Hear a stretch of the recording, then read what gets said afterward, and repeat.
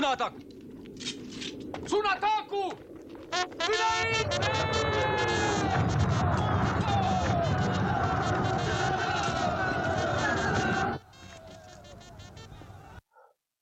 So right now, you are watching a nationalist revolution occurring before your eyes. This is 1878, so later on during the 1800s. The war is between Romania and the Ottoman Empire. Pictured in front of you are Romanian soldiers with modern weapons fighting the Ottoman Empire. And what are they fighting for? They're fighting for their freedom.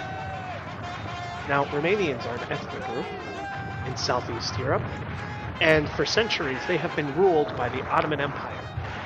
People who don't speak their language, people who don't speak Romanian.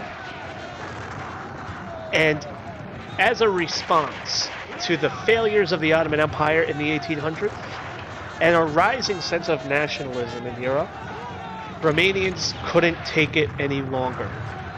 They took up arms and fought for their own independence against the Ottomans. And as you can see in this video, it was done violently. Many of the nationalist movements that show themselves in Europe all throughout the 1800s, especially in the Ottoman Empire, are done through violence. And that's a very important trend to understand. So in this video, we're going to learn about the Ottoman Empire and their major shift, because these guys in the red hats, they're Ottomans here. They used to be one of the most powerful empires on the planet, controlling trade throughout medieval times and the Renaissance. They were a powerhouse. But look at them now. Little tiny Romania, who they've ruled over for centuries, is violently uprising and winning. And that's what will happen. Eventually they will win. And they're not going to be the first ethnic group to fight for their own freedom against the Ottoman Turks. And here's the deal, guys. The major shift in Turkey and the Ottoman Empire is nationalism. So let's see how that unfolds.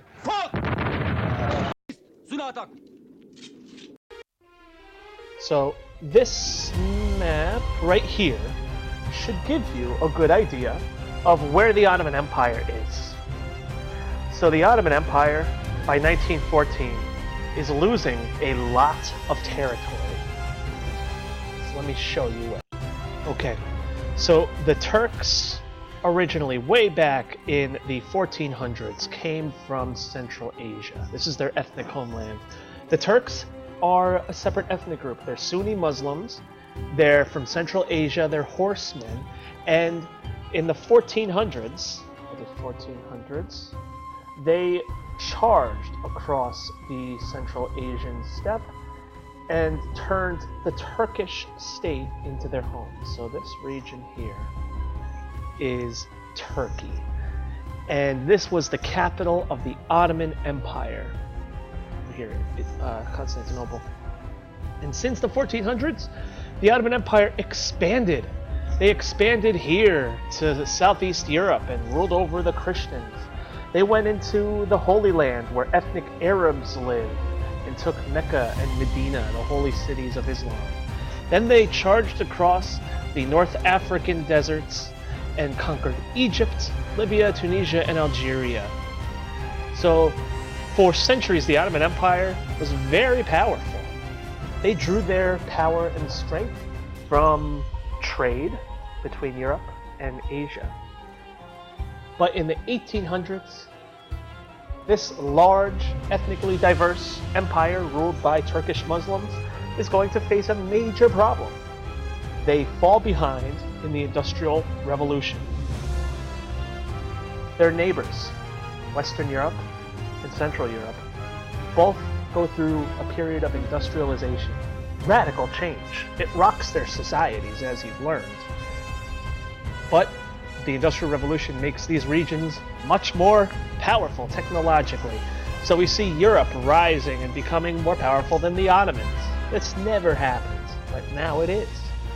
Another major development is nationalism.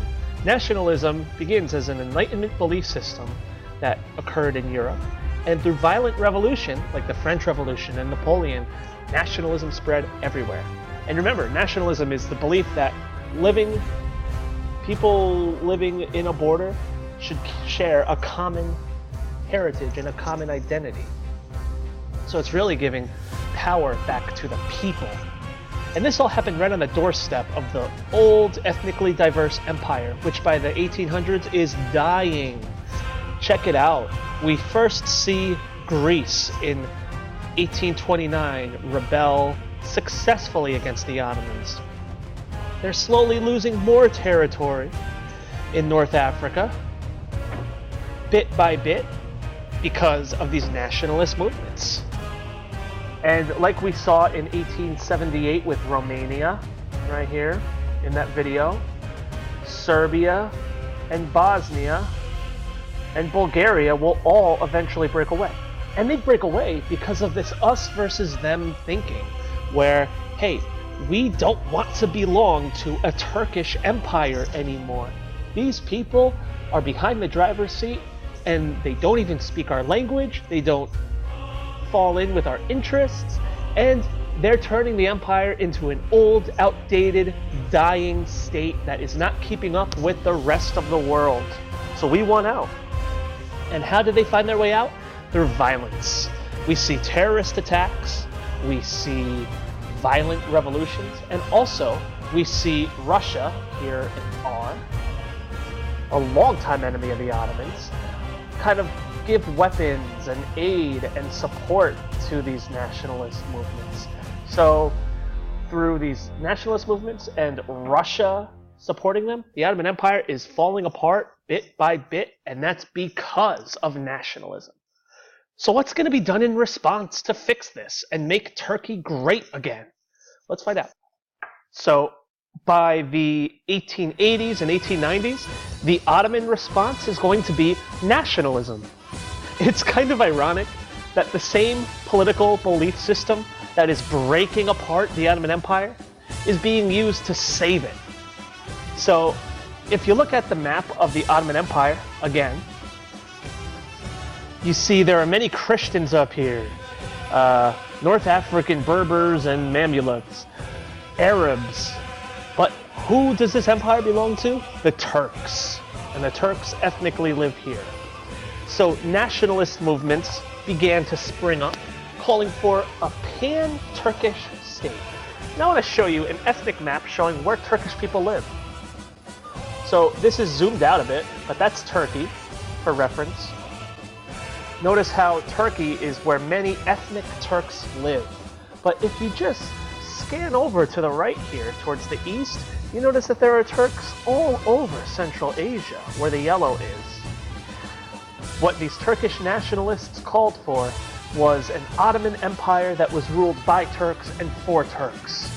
They wanted to create a pan-Turkish state where, you know what, maybe the Arabs do need to go or change their ways to become Turkish.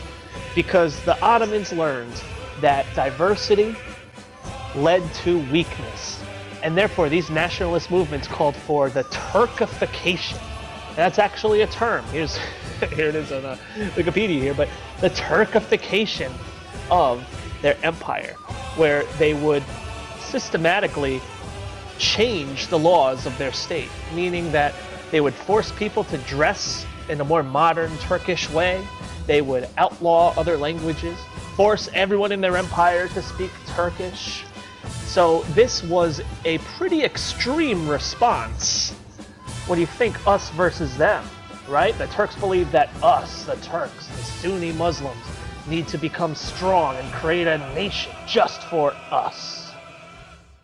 So a nationalist movement called the Young Turks, pictured here, here's members of the Young Turks, they called for a Turkish Turkey, where they wanted to force their entire population to become ethnically Turkish, or at least practice their culture. And their main goal was to create a pan-Turkish state. You see this? They wanted to unite all of this as Turkish. But just as the nationalist movements in Eastern Europe were violent, the same will be true for the Ottomans. Violence will be used to justify nationalism. And this violence manifests itself in some pretty terrible ways. Back to this map. Notice how the yellow is pretty strong here. This is a very comfortable place for Turks. This is a good start. Most of the people living here are Turkish and they're following the laws of the nationalists. But here, notice this section here, there's like a empty space. Here we have ethnic Armenians. Now Armenians, they're non-Muslim, they're non-Turkish, they don't even speak the Turkish language, and they're Christians. That's a huge no-no for Turkish nationalists who want to create a country that is purely Turkish. And also these Armenians are upset that they're losing their culture. These Armenians are angry that they're not allowed to speak their language anymore because of these nationalist movements. So some radical Armenian groups participate in terrorist attacks against this nationalist government. One of these terrorist attacks kills many Turkish people in the 1890s. So in a response, Turkish nationalists round up Armenians and massacre them. Now this is a photo from October 30th, 1895, taken right outside of an Armenian cemetery. And here is, if you want to pause it and read that, you may. But this is an American's response to what he saw. He wrote this down and published it in the London Times, talking about how the violence done to these Armenians was specifically done by Turkish soldiers. And the violence, as you could see from the text, is pretty brutal, and it's done face to face with knives. And this action participating, where Turkish soldiers participated in, is a manifestation of this nationalistic violence. Because the vision of Turkey was supposed to be nationalistic, whereas Turkish only. And this is going to have many negative consequences, because even though this map shows, Turkish and non-Turks, what happens to many of these non-Turkish speaking people, like Armenians, Arabs, is going to be really, really negative, and eventually culminate into the Armenian genocide in 1950. So if you need to remember anybody's name for Turkey, you gotta remember this guy. His name is Mustafa Kemal Atatürk. So this is the leader of the Young Turks, that young nationalist group. And eventually, in the Ottoman Empire, in the year 1908, this guy and his group of Young Turks eventually take over. Here's his group. Oops, right here.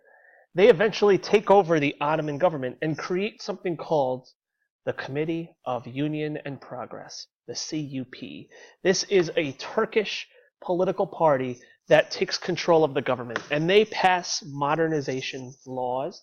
They force Turkish people in the empire to dress in Western ways, as you could see. So kind of, a break from their old traditional clothing. So one other thing, too, about the Committee of Union and Progress is that they enforce strict Turkish nationalism, which means that, again, like I mentioned earlier, Turkish is the official language, all other languages are outlawed, and there really is this sense of nationalism that is put into action by this Committee of Union and Progress. And don't let the name fool you. Committee of Union, yes, it's creating unity among Turkish people. However, this group of Committee of Union and Progress is responsible for obscene amounts of ethnic violence against non-Turkish Armenians and Arabs. Anyone who stood out against the Turkish state and was not conforming was weeded out, called a terrorist, and sent away. And as I mentioned earlier, this same group, the Committee of Union and Progress, will be responsible for the first major genocide of the 20th century, the Armenians, where the entire population of ethnic Armenians living within the Ottoman Empire were forcefully deported out of the country and systematically murdered just because they were not Turkish. So, to wrap up, the Ottoman Empire dramatically shifted by the turn of the 1900s, by the turn of the 20th century. They dramatically shifted. Their empire was weakening, so their response was nationalism. They were going to use the same political ideology that worked so successfully against them, Bosnia and Serbia and Romania, and use it themselves to quote-unquote purify their state and become modern. It works. Turkey becomes a modern state, but at the cost of violence and eventual genocide against non-Turkish people who refuse to conform. So again, this is us versus them thinking in the Ottoman Empire, spurred on by the major shift, nationalism.